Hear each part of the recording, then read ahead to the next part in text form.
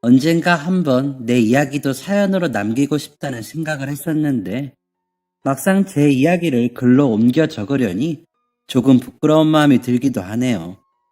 하지만 부끄러운 마음을 이겨내고 제 이야기를 시작해 보도록 하겠습니다. 제 인생 이야기를 하려면 남들과는 다른 아버지 이야기를 꼭 짚고 넘어가야 해요. 저희 아버지는 누군가의 실수로 인해 시력을 잃으신 후천적 시각장애인이십니다. 비장애인이었던 사람이 갑자기 장애를 가지게 되면 심적인 아픔이 상당하다고 하는데 다행스럽게도 아버지는 자신의 처지를 비관하거나 불평하지 않으셨어요. 큰 화를 입었음에도 목숨을 부지할 수 있음에 감사하던 분이셨죠. 저는 어린 마음에도 이런 아버지를 대단하다고 생각했던 것 같아요. 하지만 세상의 모든 사람이 저와 같은 생각을 하는 것은 아니었습니다. 세상에는 아버지의 장애를 받아들이지 못하는 사람이 꽤 많았어요. 이 비극적인 현실을 더욱 비극적으로 만드는 사실은 저의 어머니도 그런 사람 중 한 명이었다는 것입니다. 제가 기억하는 어머니의 마지막은 수술실을 나온 의사 앞에 주저앉아 눈물을 흘리는 모습입니다. 이후로는 어머니의 얼굴을 본 적도 없어요. 그리고 갑작스럽게 시각장애인이 된 아버지와 그런 남편과 딸을 두고 사라져버린 어머니를 가진 저는 어딜 가나 불쌍한 아이 취급을 당하기 일쑤였습니다. 한 번은 이런 일도 있었네요. 당시 초등학교 2학년이었던 저는 학교를 마치고 집으로 향하고 있었습니다. 그런데 그날은 아파트의 벼룩시장이 열리는 날이었고 고소한 냄새에 이끌린 저는 벼룩시장 근처를 한참 동안 맴돌고 있었어요. 그렇게 이곳저곳을 기웃거리고 있는데 누군가 저를 부르더군요. 예, 시연아! 고개를 돌려보니 저와 같은 반이었던 친구의 어머니였습니다.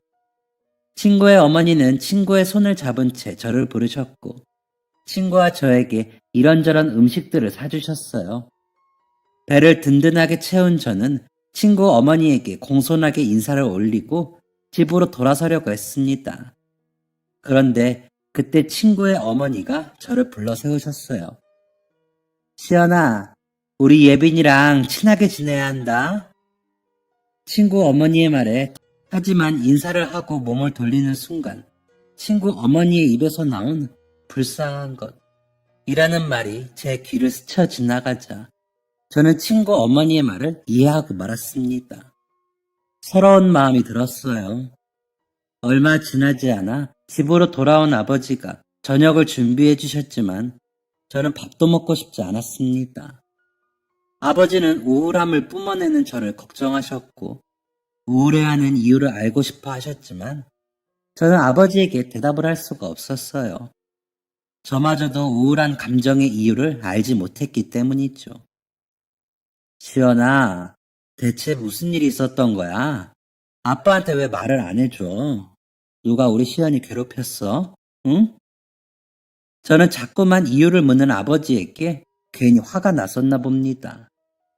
고작 9살밖에 안 됐던 저는 그런 아버지에게 버럭 짜증을 내고 말았어요. 그리고 저도 모르게 굵은 눈물을 뚝뚝 떨어뜨리기 시작했어요. 속에서는 예빈이 엄마가 나더러 불쌍하대. 내가 왜 불쌍한 사람이야? 라는 말이 요동치고 있었지만 차마 그 말을 입 밖으로 꺼낼 수는 없었습니다. 그리고 제가 울고 있다는 사실 또한 아버지에게 들키고 싶지 않았어요. 그래서 필사적으로 울음을 참았습니다. 우리 딸, 아빠한테 말을 해줘야지. 앞이 보이지 않는 아버지는 허공을 더듬으며 저를 찾으셨지만 저는 그런 아버지의 손을 피해 다녔어요. 아버지의 손이 닿으면 울고 있다는 사실을 들킬 것만 같았기 때문이죠. 결국 더 이상 울음을 참을 수 없게 된 저는 도망치듯 방으로 들어가 문을 걸어 잠갔고 이불을 뒤집어 쓴 채 작은 울음을 터뜨렸습니다. 이런 일은 점점 잦아졌어요. 제 얼굴의 미소도 자연스럽게 사라졌죠. 당연히 친구들과도 멀어졌습니다. 학교에서도 늘 혼자였던 저는 집에 와서도 아무 말을 하지 않았어요. 아버지는 이런 저를 매우 걱정하셨고 제가 어두워질수록 제 일에 더욱 열심을 다하셨습니다. 학부모 모임, 운동회, 학예회, 참관 수업을 단 한 번도 빼먹지 않으셨고 선생님과도 자주 연락을 하셨죠. 그런데 저는 이런 아버지의 열심이 불편했습니다. 그리고 자꾸만 학교를 찾아오는 아버지에게 화도 났어요. 그 이유는 제가 아버지의 장애를 부끄러워했기 때문이 아니었습니다. 아버지 뒤에서 수군덕거리는 다른 학부모 때문이었죠. 어머니가 집을 나갔다는 사실과 제가 하루가 다르게 어두워진다는 사실 때문에 아버지는 말도 안 되는 오해를 받아야 했어요. 저 집 와이프 애만 두고 집 나간 거 알아? 뭐? 애 엄마가 애만 두고 집을 나가? 그렇대. 남편이 오죽했으면 애 엄마가 애만 두고 집을 나갔겠어. 어머머, 어쩐지 애가 말도 없고 표정이 어둡더라니. 아무리 힘들어도 자식 보고 참는 게 엄만데 사람 좋은 얼굴하고 와이프한테 무슨 짓을 했을지 어떻게 알겠어? 사람들의 망상은 커져만 갔습니다. 제 일에 최선을 다하는 아버지의 행동도 변질되어 해석되기 일쑤였죠. 뭐가 자랑이라고 애 학교에까지 찾아와? 그러니까 말이야. 애 앞세워서 좋은 사람인 척하는 거 우리가 모를 줄 아나? 뒤에서 이런 말이 오고 가는 것을 알고 있던 저는 학교 행사를 아버지에게 알리지 않았습니다. 하지만 그럼에도 불구하고 아버지는 어떻게 알았는지 늘 학교 행사에 참석하셨어요. 그래서 한 번은 화도 내봤습니다. 학교 오지 마. 오지 말라고. 아버지는 대체 왜 그러는지 이유를 물었지만 저는 또다시 대답할 수 없었습니다. 어떻게 동네에 떠도는 헛소문을 아버지에게 전달할 수 있었겠어요? 마땅한 이유도 없이 무작정 학교에 오지 말라는 저의 말에 아버지는 결국 한숨을 푹 쉬며 이렇게 말하셨습니다. 시연아, 너 혹시 아빠가 장애인이라 부끄러워? 저는 너무 놀라 아니라고 대답하려고 했지만 때는 이미 늦었습니다. 그래, 아빠가 너무 내 욕심만 부렸다. 미안하다. 아버지는 12살 난 딸에게 지울 수 없는 상처를 입으셨고 이후로 저와 아버지의 관계에는 큰 공백이 생기게 되었어요. 그 공백은 아주 작은 것이었지만 세월의 흐름과 함께 크기를 점점 키워나갔습니다. 중학교에 입학하고 나니 아버지와의 관계가 이 지경이 된 이유조차 모르겠더라고요.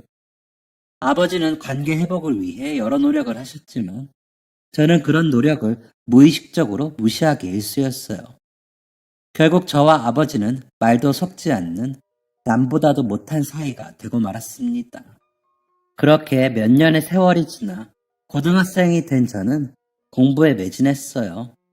공부에 흥미가 있었던 것은 아니었습니다. 친구도 없고 마땅히 가진 취미도 없다 보니 할 수 있는 게 공부밖에 없었던 것이죠. 시간을 죽이기 위해 시작했던 공부는 나름대로 적성과 잘 맞았고 저에게 나름의 성취감도 가져다 주었어요. 공부를 곧잘 한다는 소문이 퍼지자 저는 모범생 무리 안에 섞여 학교 생활에 적응할 수 있었습니다. 그렇게 고등학교 2학년이 되니 저에게도 친구라고 부를 수 있는 존재가 생겼어요.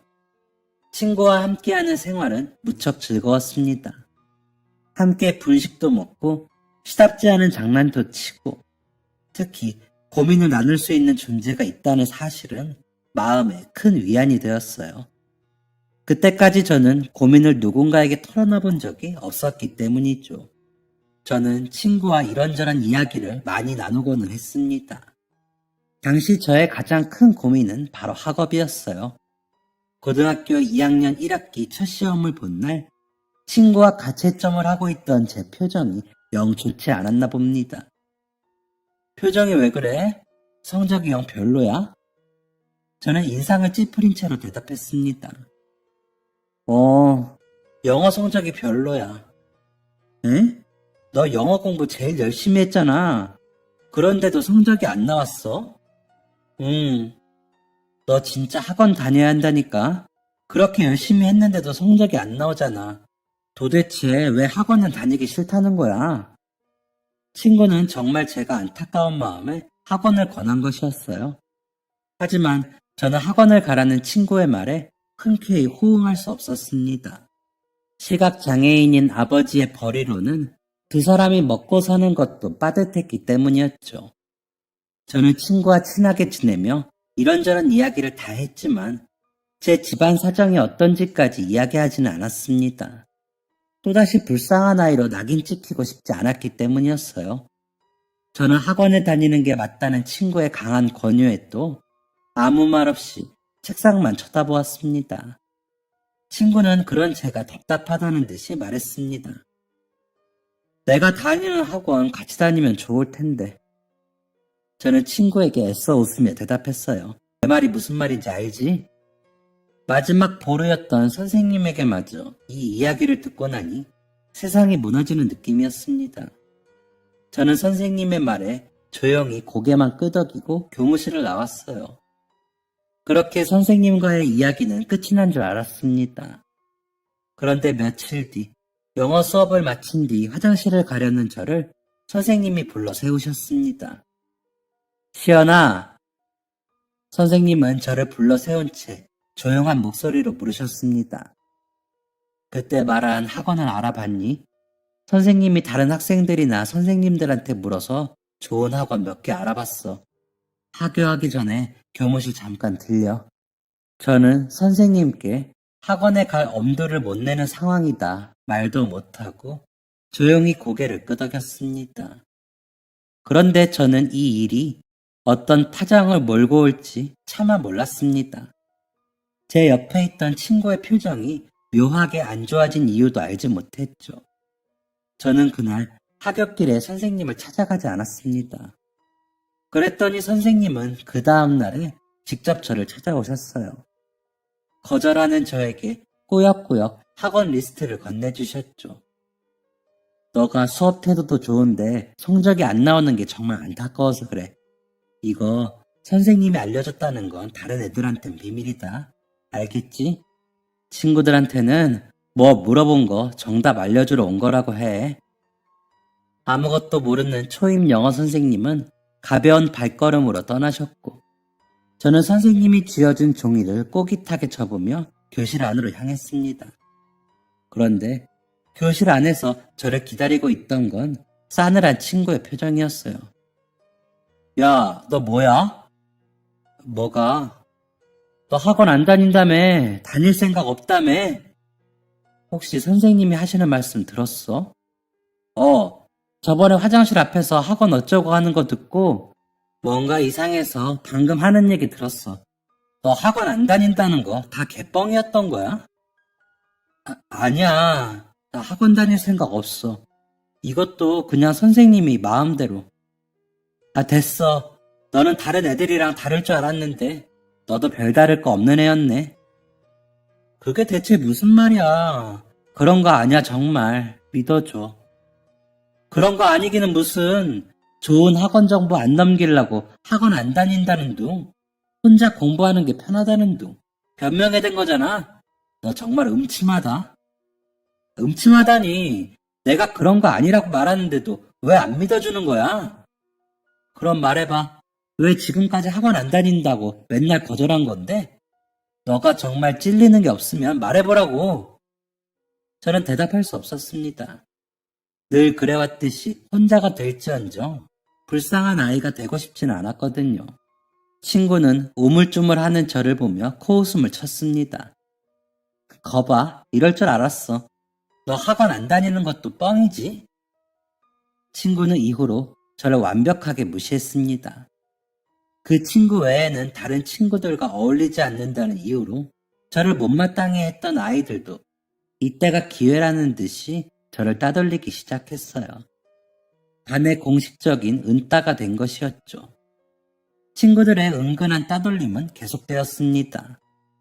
그런데 반 친구들의 따돌림보다 저를 더욱 힘들게 하는 건 가장 절친했던 친구의 외면이었어요. 저는 친구에게 다가가 어떻게든 오해를 풀려고 했지만 저에 대한 신뢰를 잃은 친구는 제 이야기를 들으려고조차 하지 않았습니다. 너랑 할 말 없다고. 꺼져, 이 위선자야. 한때 가장 친했던 친구의 눈에는 경멸이 가득했고 그 눈빛을 오롯이 받은 저는 주변 사람들의 시선도 느끼지 못한 채 엉엉 울며 집으로 향했습니다. 아무도 없는 조용한 집에 도착해도 감정은 추스러들 기미가 보이지 않았습니다. 저는 그렇게 쉼없이 소리내어 울고 있었어요. 그런데 그때 현관문이 열리는 소리가 들렸습니다. 아버지가 돌아온 것이었죠. 저는 또다시 입술을 꽉 다문 채 울음소리를 내지 않으려 노력했습니다. 하지만 눈이 보이지 않는 만큼 귀가 예민했던 아버지는 저의 미세한 흐느낌도 알아차리셨습니다. 아버지는 이불을 껴안고 이불을 깨물으며 울던 저의 방문을 두드리셨어요. 시연아, 아빠랑 얘기 좀 하자. 참 오랜만에 듣는 아버지의 목소리였습니다. 하지만 그 목소리가 반갑진 않았습니다. 오히려 그 목소리에 화가 났죠. 믿었던 친구에게서 버림받았다는 사실은 18살의 저를 무너뜨리기 충분했고 억울함이 해소되지 않는 현재 상황은 분노를 불러일으켰습니다. 그리고 그 분노는 아무 잘못 없는 아버지에게로 돌아갔어요. 저는 계속해서 대화를 하자는 아버지의 부름에 악을 쓰며 소리쳤습니다. 가! 내가 아빠랑 왜 대화를 해야 돼? 나가라고! 아버지는 멈추지 않고 계속해서 저를 불러내셨습니다. 결국 감정이 극에 달한 저는 문을 벌컥 열고 밖으로 나섰어요. 문 앞에 서 있는 아버지의 표정에는 걱정스러움이 한껏 묻어나 있었습니다. 그런데 저는 그 얼굴에 또다시 화가 났어요. 내가 왜 이런 일을 당해야 돼? 내가 뭘 잘못했다고? 학원 같은 거 가고 싶지도 않았어. 학원 다니는 애들 부러워한 적도 없어. 그냥 이렇게 적당히 할 수 있는 선에서 하려고 노력했단 말이야. 그런데 왜 다들 나를 못 잡아먹어서 안달이야? 왜 나만 가지고 난린데? 아빠는 왜 와서 문을 두드려? 내가 이 취급을 받는 게 누구 때문인데? 사실 어떻게 말을 했는지 기억이 나지 않습니다. 아마 정리되지 않은 말을 악에 받쳐 쏟아냈겠죠. 그런 와중에 한 가지 확실한 사실은 이렇게 분노를 쏟아내던 제 머릿속에는 이래서는 안 되는데, 이게 아빠 탓은 아닌데 라는 생각이 분명 존재했다는 것입니다. 아버지는 저의 이야기를 잠자코 전부 들어주셨습니다. 드문드문 나오는 이야기를 통해 저에게 어떤 일이 있었는지 아마 예측하셨겠죠. 제가 모든 감정을 쏟아내고 거친 숨을 몰아쉬고 있을 때 아버지는 처음으로 입을 여셨습니다. 아빠가 미안하다. 몇 년 만에 첫 대화는 이렇게 싱겁게 끝이 났고 아버지는 곧장 몸을 돌려 다시 집 밖으로 나가셨습니다. 그 뒤로 며칠간은 아버지의 얼굴을 보기가 어려웠어요. 잘못한 것도 없는 아버지에게 화풀이했다는 죄책감에 저는 잠도 제대로 이루지 못했습니다. 그렇게 한 일주일 정도가 흘렀을까요? 자정이 넘은 시간에도 아버지는 집에 들어오지 않으셨습니다. 아무리 늦으셔도 자정이 지나기 전에는 집에 들어오시던 분이셨기 때문에 저는 점점 마음이 초조해져 갔어요. 앞도 제대로 안 보이시는 분이 이 밤에 대체 어디서 헤매고 계시는 건지 걱정이 됐죠. 결국 저는 두꺼운 재킷을 걸쳐 입고 밖으로 나갔습니다. 집에서 두 블록 혈기왕성한 청년들 앞에서 아버지는 계속해서 사과를 하고 계셨습니다. 죄송합니다. 죄송해요. 제가 다음부터는 이런 실수 없도록 사장님께 잘 전달드리겠습니다. 청년은 분이 안 풀리는 듯 씩씩거리며 소리쳤어요. 니네 사장한테 확실히 전해? 한 번만 이딴 실수하면 가게 문 닫게 해버린다고?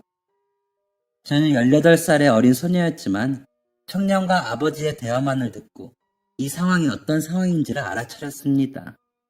시각장애인인 아버지가 마사지를 하러 방문했다는 사실에 분노하며 인격 모독을 서슴지 않는 청년의 태도는 분명 잘못된 것이었어요. 저는 곧장 그에게로 달려가 소리쳤습니다. 아저씨! 청년과 아버지는 동시에 고개를 돌렸습니다. 넌 뭐야? 시연이니? 저는 청년과 아버지 사이를 가로막은 채 소리쳤습니다. 지금 당장 사과하세요. 저의 등장에 청년은 흥미로운 미소를 띠며 말했습니다. 넌 뭐냐? 아, 혹시 이 자식 사장이 대신 보낸 거야? 청년의 지저분한 말투에 온몸에 소름이 돋는 듯 했어요. 하지만 저는 곧장 그 말에 반박하려고 했습니다. 하지만 청년의 말에 가장 먼저 반응한 건 제가 아니라 아버지였습니다. 아버지는 저를 잡아당겨 자신의 뒤에 세우고는 지팡이를 더듬어 청년의 발을 차단했습니다. 그러고는 지팡이를 치켜들고 소리치셨어요. 이후 아버지가 뭐라고 하셨는지는 잘 기억이 나지 않습니다. 저를 안전하게 지키며 화를 내던 아버지의 모습은 생전 처음 보는 모습이었어요.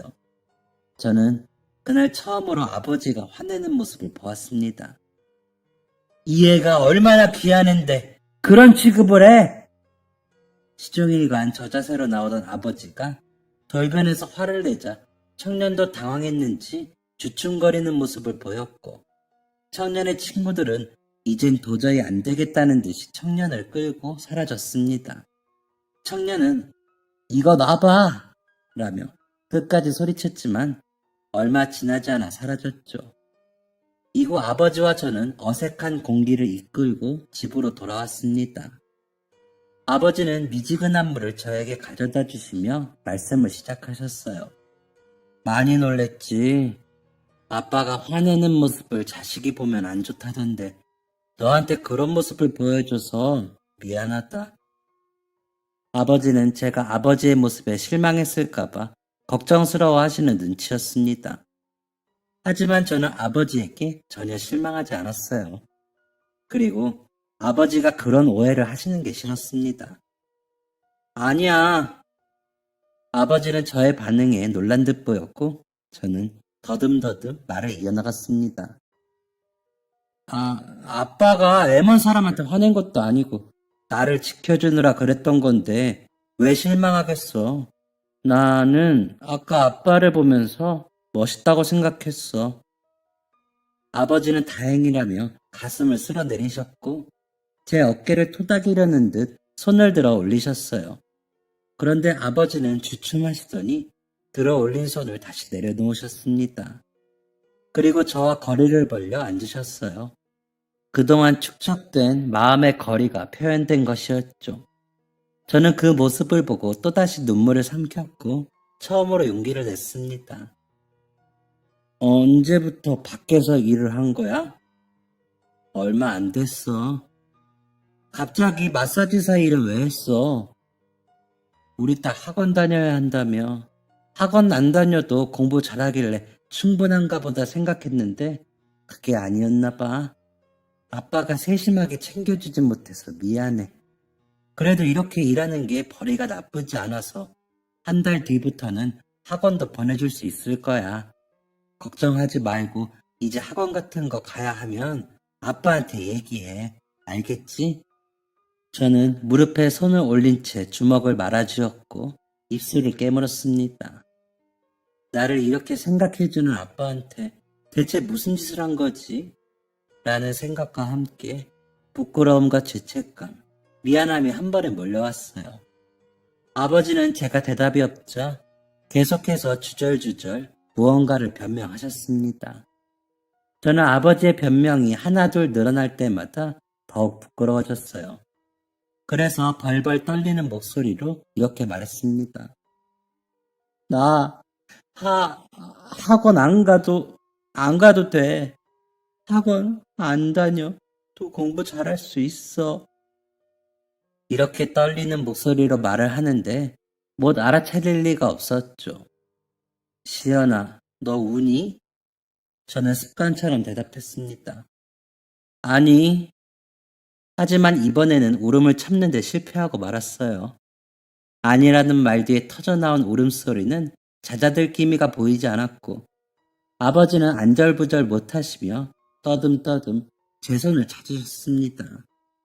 아버지는 제 손을 꼭 잡으신 채 제 눈물이 잦아들기를 가만히 기다리고 계셨어요.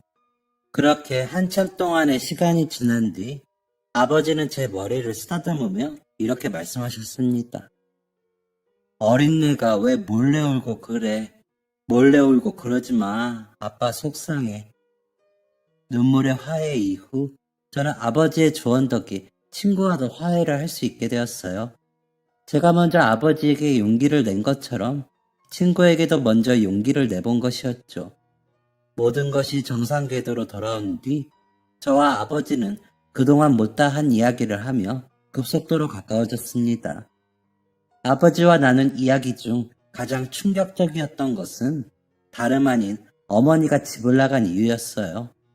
어머니는 아버지가 시각장애인이 되자 장애인을 평생 보살펴야 한다는 부담감을 이기지 못하고 아버지의 모든 재산을 챙겨 사라졌다고 합니다. 근황은커녕 생사조차 확인하지 못하는 상황이다 보니 아버지는 어머니가 해외로 도피한 게 아닐까 예상하고 있다고 하셨죠. 이쯤 되니 저는 아버지가 시각장애인이 된 이유가 궁금해졌습니다. 아버지는 이 궁금증에도 선뜻 대답을 해주셨어요. 사실 아빠 직업이 건축가였어. 저는 그제야 집안 곳곳에 건축 조형물이 존재하는 이유를 알게 되었습니다. 평생 남의 건물만 짓던 아빠한테는 꿈이 있었어. 바로 내 집을 직접 짓는 거였지. 아버지는 집을 짓던 도중 인부의 실수로 큰 사고를 당하게 되었고 그 과정에서 시력을 잃게 된 것이라고 말씀하셨습니다. 이후 아버지는 굳게 잠겨있던 아버지의 서재로 저를 데려가셨습니다. 그 안에는 오래된 서적과 도면이 가득했어요. 벽면에는 해외에서 받은 듯한 상장들도 질비해 있었죠. 아빠가 나름 이 바닥에서는 이름 좀 날렸던 사람이야. 눈이 안 보여서 더 이상 이 일은 못하게 됐지만 오랫동안 꿈꿔온 일이 좌절되고 생각하고 싶지 않았던 거야. 꿈을 포기해야 한다는 사실을 인정해야 하는 시간이 필요했던 거지. 저는 그 다음날 곧장 아버지의 서재를 청소했습니다. 그리고 그곳을 저만의 아지트로 만들었어요. 그곳에서 공부를 하다가 집중도가 조금 떨어지면 아버지의 옛 스케치를 꺼내보았죠. 시간이 조금 남는다 싶으면 아버지가 읽었던 책과 책 속에 적힌 메모까지 탐독했어요.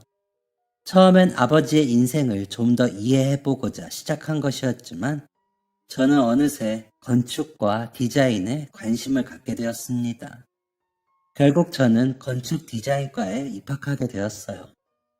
아버지처럼 건축가가 된 것은 아니었지만 실내 건축 디자이너가 좀 더 적성에 맞았던 저는 이 분야에서 금방 인정을 받았습니다. 당연히 우수한 성적으로 대학을 졸업했고 대학 졸업과 동시에 해외 유명 회사에서 인턴십까지 거치게 되었죠. 아주 좋은 기회들이 연속으로 찾아왔습니다.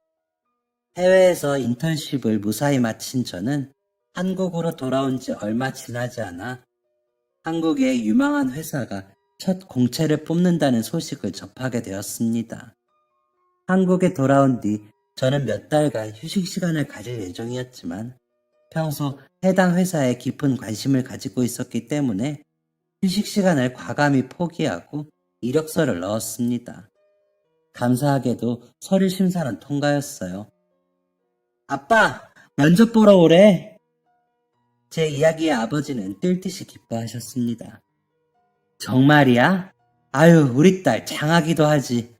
요즘 취업하기가 그렇게 어렵다는데. 아직 뽑힌 것도 아닌데 뭘. 이번에 사람 몇 명 뽑지도 않아.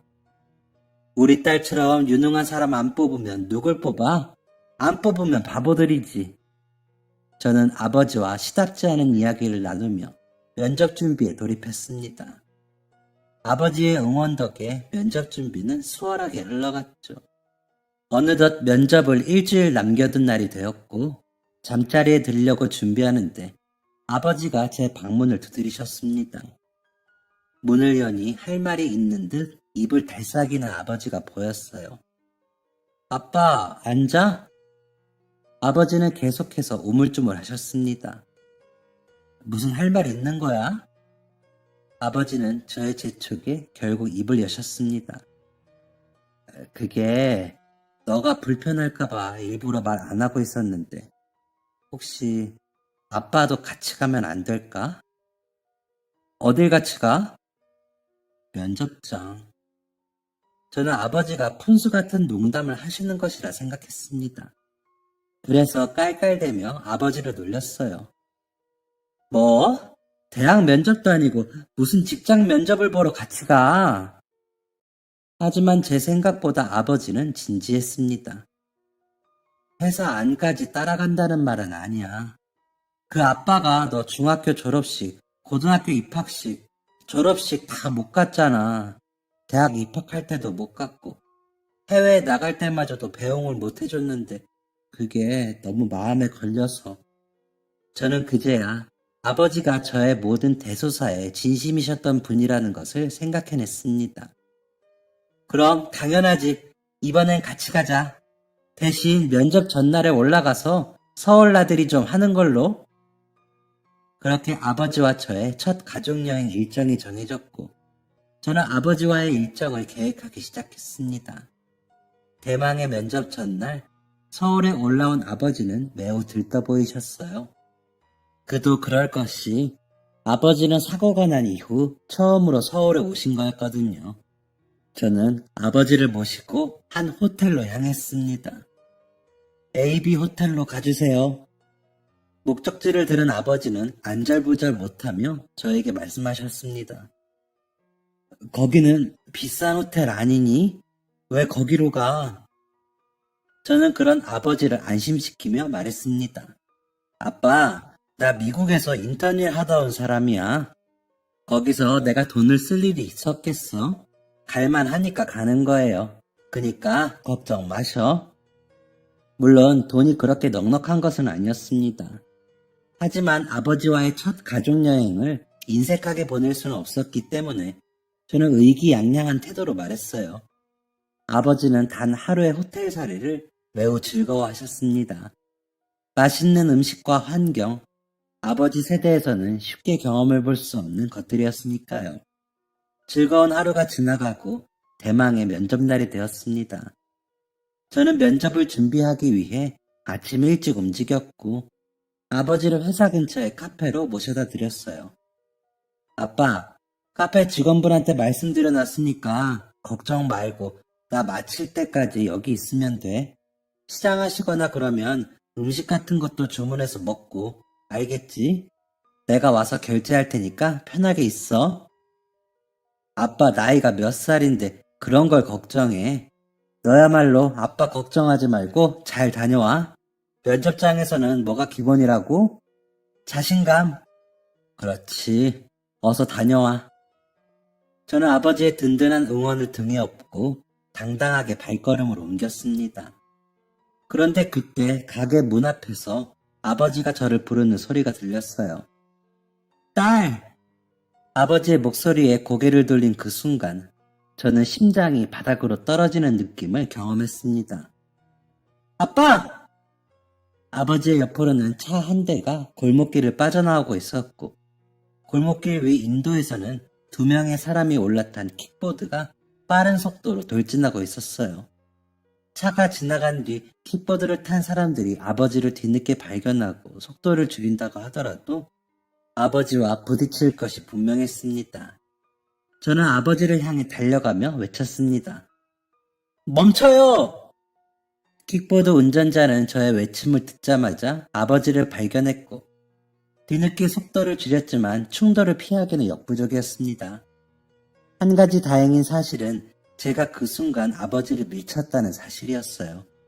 킥보드 운전자가 속도를 줄이며 핸들을 틀었음에도 불구하고 킥보드와 부딪힌 충격은 어마어마했습니다. 얼마나 아픈지 눈앞이 흐릿해지고 아무 소리도 들리지 않더군요. 상황이 어떻게 된 것인지 알지 못하는 아버지는 주변 사람들에게 간절히 소리쳤습니다. 저희 딸이 어디 있나요? 제가 눈이 보이지 않습니다. 제발 알려주세요. 뭐가 부딪힌 것 같은데 뭐에 부딪힌 거죠? 차에 부딪힌 건가요? 제 딸은 어디에 있나요? 괜찮나요?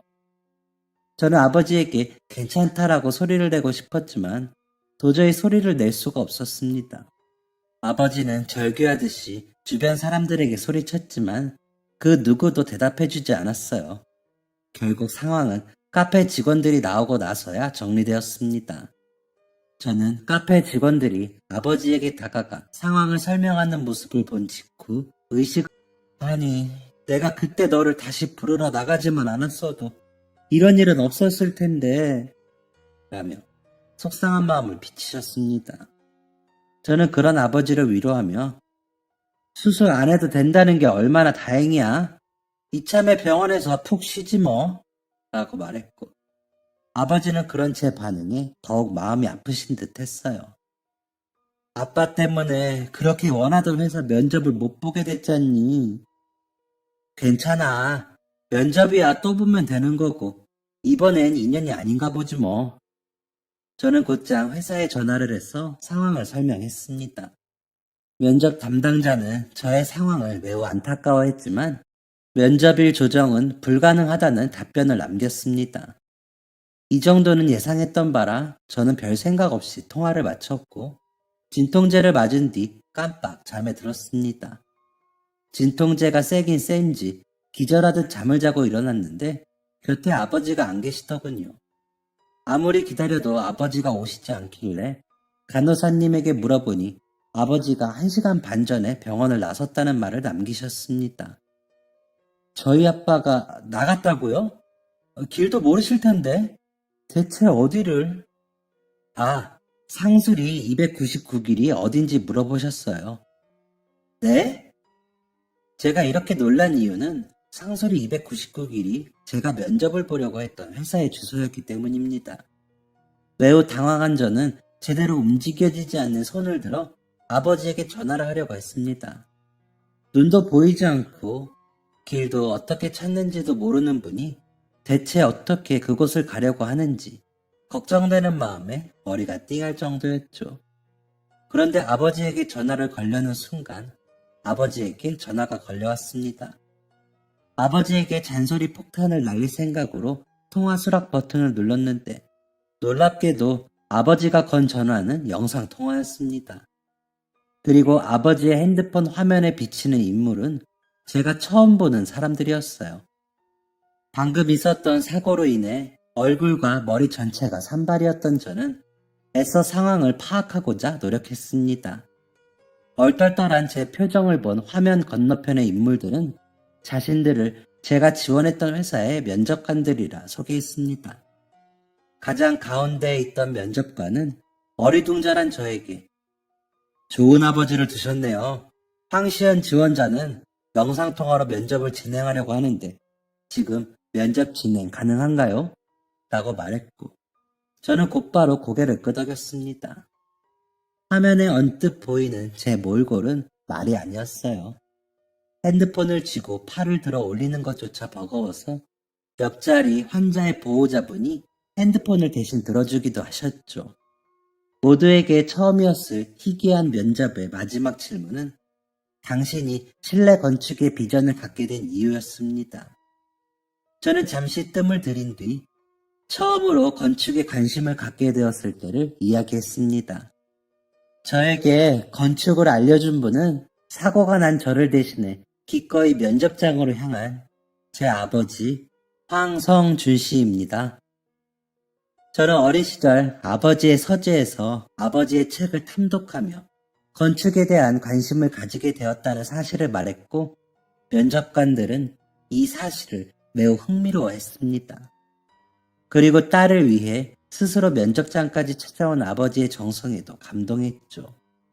면접관은 흡족해하는 미소를 띤 채 면접을 마무리했습니다. 그렇게 통화를 마친 뒤 저는 곧장 아버지에게 다시 전화를 걸었습니다. 아빠, 도대체 어떻게 된 거야? 어쩌자고 거기를 혼자 갔어? 아버지는 아무렇지 않은 듯 대답하셨습니다. 택시 타고 왔어. 걱정하지 마. 여기 오려면 어떻게 해야 하냐고 간호사분들한테 물어보니까 친절하게 택시도 잡아주시더라. 아, 지금은 회사 직원분이 택시 잡아주시는데 얼른 갈게.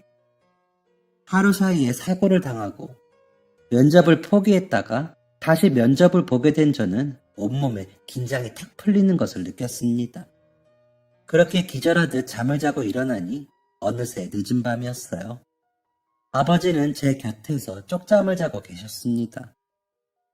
아빠, 속삭이듯 아버지를 부르니 아버지는 화들짝 놀라며 잠에서 깨셨어요. 아버지는 곧장 저에게 자초지종을 설명하셨습니다. 나 때문에 너가 사고를 당했는데 내가 어떻게 엉덩이 붙이고 편안하게 있을 수가 있겠어. 그래서 뭐라도 해보자 하고 무작정 회사로 향했다. 아버지가 회사에 도착했을 때는 이미 면접이 끝난 후였다고 합니다. 아버지는 간절히 안내 직원에게 사정을 이야기했다고 해요. 안내 직원은 곤란해하며 아버지를 돌려보내려고 했다고 합니다. 그 사람도 그럴 수밖에 없지. 면접 다 끝났는데 면접자 본인도 아니고 면접자 아버지가 와서 면접을 보게 해달라고 하니까. 뭐야, 아빠가 대신 면접을 볼 생각이었어? 그때는 그럴 생각이었지. 그런데 그 상황을 지켜보던 사람이 있었나 봐. 안내 직원이 누구랑 이야기를 하는 것 같더라고. 자기들끼리 뭐라 이야기하더니 안내 직원은 보고는 해보겠다고 사라졌고 어떤 남자가 와서 영상통화로 면접을 진행해보는 건 어떻겠냐고 물어봤어. 어쩐지 아빠가 어떻게 영상통화 기능을 썼나 했네. 좋은 사람들이더라. 이런 말도 안 되는 상황에서도 면접을 봐주고 방법도 제시해주고 나는 우리 딸이 꼭 그 회사를 들어갔으면 좋겠어. 그건 나도 그래, 아빠. 이 고생을 했는데도 안 붙으면 아주 억울할 것 같아.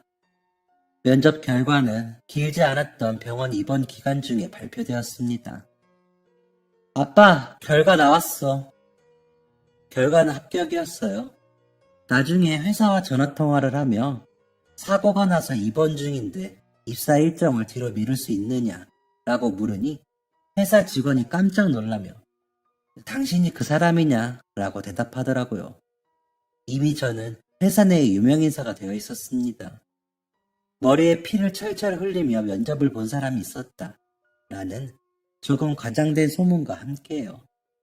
몸을 회복하느라 다른 동기들보다 조금 늦게 입사를 하게 된 저는 입사한 날 팀장님에게 저의 포트폴리오를 처음부터 끝까지 소개해야 했습니다.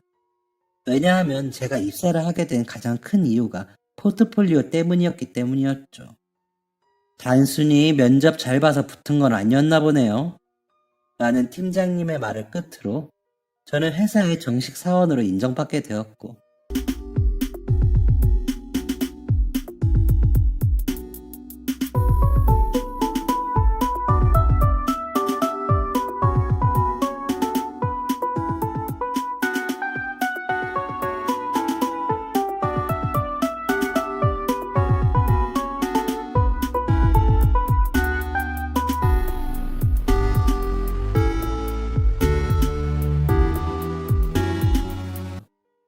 회사는 이 공모전을 위해 장장 6개월 동안 전 사원을 대상으로 디자인 및 아이디어를 공모했습니다.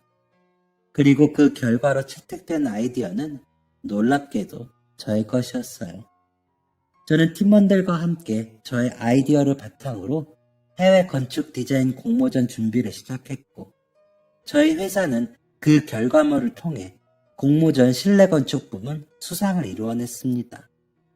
해외에 저명한 공모전 수상 기록은 성장을 거듭하고 있는 회사에 큰 도움이 되었고 저는 회사로부터 능력을 인정받았습니다. 팀원들과 임원들이 함께 모여 공모전 결과에 대한 의견을 나누는 날 임원들은 저의 아이디어로 실현된 한 부분을 짚으며 질문했습니다. 20대 사원의 감각이라고는 믿기지 않는데 어디서 영감을 얻었죠? 저는 잠시 고민한 뒤 저의 영감의 원천을 솔직하게 공개했습니다. 그것은 바로 아버지의 오래된 스케치였어요. 제가 공개한 파일을 본 모든 사람들은 감탄을 금치 못했습니다. 옛 감성을 현재의 트렌드와 결합하다니 센스가 대단하네요. 오래된 스케치를 옛날 감성이라고 무시하지 않고 적절히 녹여낸 게 아주 훌륭합니다. 몸둘 바를 모르겠는 칭찬을 경험한 저는 이 영광을 함께 나누고자 곧장 아버지를 위한 선물을 제작하기 시작했습니다. 바로 아버지가 짓고자 하셨던 집의 모형이었죠. 며칠 뒤 여느 때와 다름없는 저녁 식사 시간, 저는 아버지에게 공모전 수상 소식을 알렸습니다. 아버지는 당연히 자신의 일처럼 기뻐해 주셨어요. 그게 사실이야? 정말 대견하다, 우리 딸. 저는 한바구음을 지으며 기뻐하시는 아버지의 손에 준비한 선물을 쥐어드렸습니다. 아버지는 떠듬떠듬거리며 손에 쥐어진 것이 무엇인지를 파악하고자 애쓰셨어요. 이게 대체 뭐니? 저는 아버지에게 조심스럽게 말했습니다. 아빠가 지으려고 했던 우리 집. 아버지는 순간 얼어붙으셨어요. 저는 아버지의 옆자리로 옮겨가 아버지의 손가락을 잡고 모형의 작은 부분 하나하나를 설명하기 시작했습니다. 이거는 문, 이거는 지붕, 또 이거는 벽인데 창문이 신기하게 나 있더라고. 기억나, 아빠? 어떻게 설계했었는지? 아버지는 벅차오르는 감정에 눈물을 흘리고 계셨어요. 저 또한 그런 아버지의 모습에 함께 눈물을 흘리며 설명을 이어갔습니다. 이거는 울타리인데 이 부분은 설명이 조금 부족해서 내가 아이디어를 넣어봤어. 그리고 그리고 여기는 집 안에 들어가자마자 보이는 이 부분은 아버지가 설계하고 제가 제작한 집의 모형의 설명이 끝났을 때 온 집안은 눈물바다가 되어 있었습니다. 아버지는 저를 끌어안은 채 울음 섞인 목소리로 말씀하셨어요. 고맙다. 고마워. 내 평생 이 집의 완성을 못 볼 줄 알았는데 고마워. 저 또한 아버지를 끌어안고 이렇게 말했습니다. 아빠, 나 이렇게 열심히 키워줘서 고마워. 나 꼭 성공해서 아빠한테 효도할 거야. 저의 다짐은 말뿐이 아니었습니다. 저는 이후 다른 부분에서도 능력을 인정받아 동기들 중 가장 빠르게 승진한 사람 중 한 명이 되었고, 아버지가 지으려고 하셨던 집을 수년 내에 지어드리고자 준비 중에 있습니다. 눈이 보이지 않는 아버지를 위해 신경 써야 할 것이 다른 때보다